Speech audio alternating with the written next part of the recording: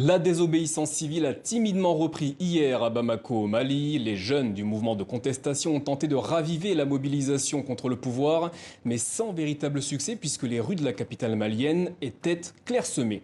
Aïnéa Ibrahim Kamara, bonsoir. Vous êtes le fondateur du mouvement républicain, un jeune parti politique au Mali. Le mouvement de contestation est-il à bout de souffle? Tout d'abord, j'aimerais présenter mes condoléances aux familles des victimes de ces manifestants aux mains nues qui sont tombés sous les balles de la répression du pouvoir. Ensuite, j'aimerais aussi présenter mes condoléances aux familles des militaires maliens ou étrangers qui tombent malheureusement pour que notre pays reste debout. Maintenant, je pense que notre pays est à l'horizon d'une étape extrêmement importante de son histoire. Et je pense que cela va demander de part et d'autre du pouvoir, comme de la part des manifestants, des concessions majeures pour le salut national. Mais est-ce que vous estimez aujourd'hui que le mouvement de contestation est à bout de souffle? Je pense qu'il ne faut pas avoir cette lecture. Il ne devrait pas y avoir normalement de contestation dans la rue, dans un pays démocratique. Je pense que le fait même qu'il y ait cette contestation dénote de plusieurs insuffisances. Et je pense que ce qu'il faut rechercher aujourd'hui, ce sont les solutions. Justement, au sein de votre parti politique que vous avez fondé il y a maintenant 1 an, quelles solutions vous proposez pour sortir de cette crise malienne? La solution, ça passe nécessairement par la voie des urnes. Il faut retourner aux élections, il faut permettre au peuple malien d'élire souverainement ses représentants. À quelle élection vous faites référence? Élection générale au Mali. Mais ces élections, elles ont déjà eu lieu? Oui, mais sauf que le constat actuel nous montre, il est patent, il est évident que ça ne va pas, qu'il y a un blocage institutionnel au Mali. Et la réponse, ça ne doit pas être la rue. La réponse, ça doit être les voies démocratiques légales. Mais des élections, de nouvelles élections, qui seront conduites par un nouveau gouvernement, qui lui aussi sera dirigé par un nouveau Premier ministre, et tout cela devra se faire sous l'égide des Nations Unies. Oui. Voilà ce qui nous fera sortir de l'ornière au Mali.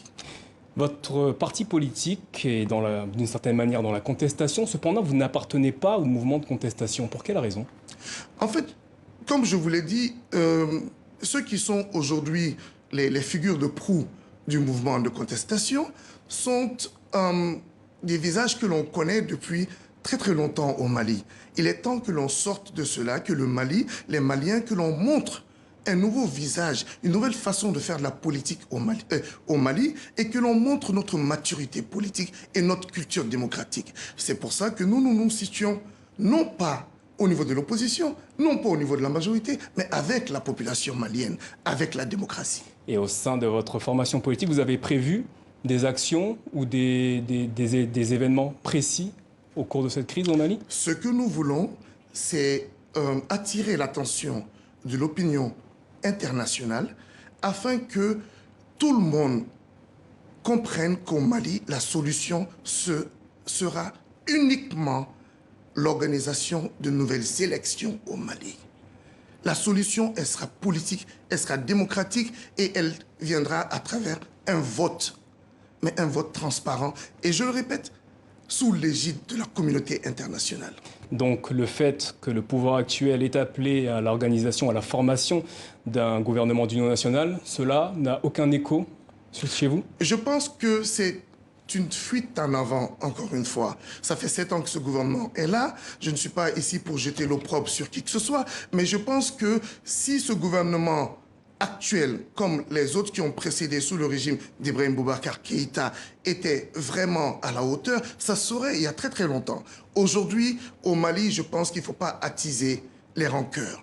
Il ne faut pas exacerber les disparités. Il faut aller vers le consensus, c'est-à-dire le vote démocratique, judicieux, libre et transparent. Et ensuite, il ne faut, j'aimerais, si vous me permettez, je vous en prie, que le gouvernement actuel mette tout en œuvre, je répète, tout en œuvre pour obtenir la libération de l'honorable Soumaïla Cissé, pour qu'il participe à ces élections.